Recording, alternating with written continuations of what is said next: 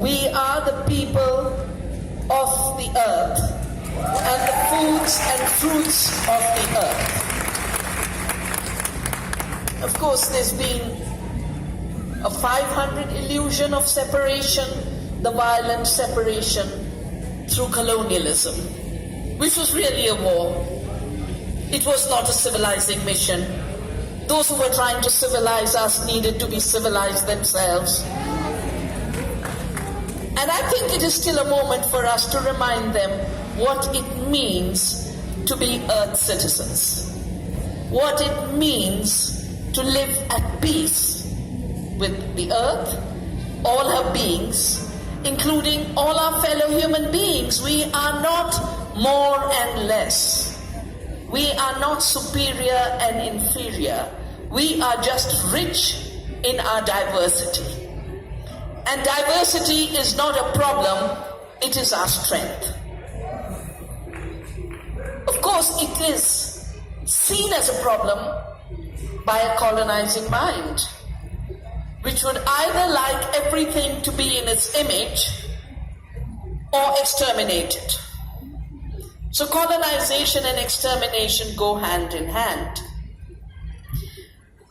But with it has grown other hierarchies which are totally in the heads of powerful men.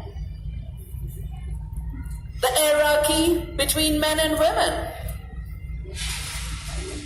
We are equal but different. We are not unequal, and that's what feminism has been all about. And our being different does not mean we can be objectified and exterminated, as the disappearances and violence against women and the growing violence against women across the world is showing us. The idea that somehow humans are outside the earth and above her. What could be a worse illusion? Because if we were not part of the earth, we would have no air to breathe, no water to drink, no food to eat, no corn to celebrate. Anthropocentrism, as this illusion, has allowed the devastation of this planet.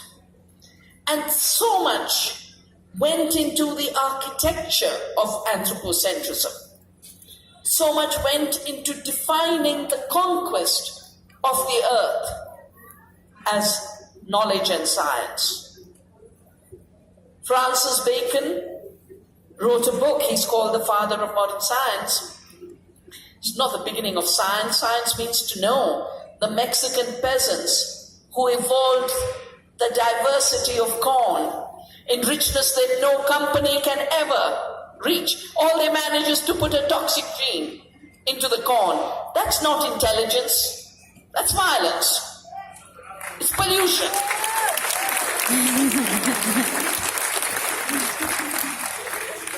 So Francis Bacon wrote an entire book called The Birth of Masculine Time. Now we must conquer nature. To be part of nature is feminine thought. Masculine thought is conquest. But that's not how men of indigenous cultures thought, and that's not how men who are in this room think. That's why you're here. You know you are part of the earth, you're part of the human family. But the armor of anthropocentrism came from two other distortions. The first was the distortion in knowledge, the rise of the mechanical philosophy, the definition of nature as dead, but with it also the definition that women don't know, peasants don't know, workers don't know. They are mere objects, they're mere inputs in the money-making machine. And that's why they were reduced to labor. And I think it's such a violence to the word labor, which comes from giving birth. You know, when we're giving birth, we are in labor. That's the origin of that word. The earth gives birth. mothers give birth. Stealing the fruits of labor is not growth. It is not knowledge. I remember Bacon, who wrote Bacon's Laws, was also the New England governor, wrote that said, the idea of reverence for the earth that native people have is an impediment in man's empire over lesser creatures. And of course, the empire he was thinking of was not just over all of nature's beings, it was over all of human beings who were not part of that system.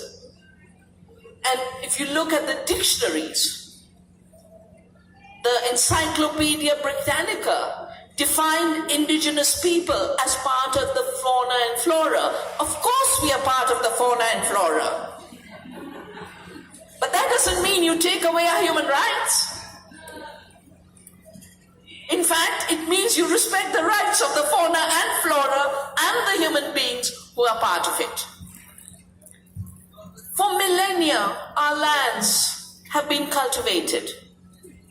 I was giving a lecture in the Sydney Opera House, and they gave me a book which I read on my flight back from Australia. This must be 2 years ago.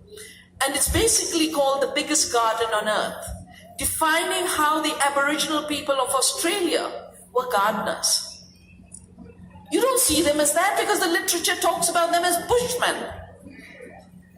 As bushmen who only took what they could. No, at every moment they were managing the landscape in harmony with the earth. For centuries you have farmed this land. In India we farmed for 10,000 years, not at war with the earth, but with the laws of the earth. And that to me is true science.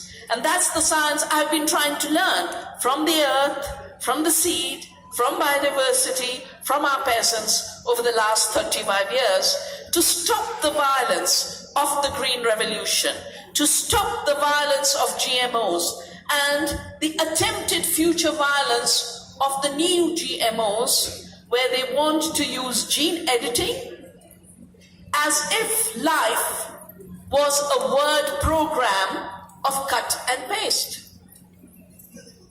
For every change that is made in one place in the genome, one gene change leads to 1,500 unpredictable changes. This is not editing life, it is messing up the tree of life in ignorance. Worse, with gene editing, they want to do what they call gene drives. You are the land of the sacred amaranth, amaranto. Yeah? We are the land of the sacred amaranth. And I was told in my older visits in defense of corn that amaranth had been made illegal by the conquerors in this land because of its sacredness. Well, in America, the failure of the GMO revolution is showing in the fact that half of the farmland is overtaken by super weeds that have become resistant to glyphosate and Roundup. Now, the sensible thing to do is stop the GMOs, stop the glyphosate, stop the Roundup. Simple, because we know how to do good farming, which controls weeds. Your system of 3 sisters, your milpa, navdanya, 9 seeds, you grow diversity together.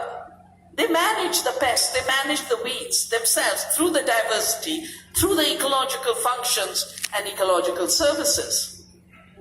Instead, what does the militarized mind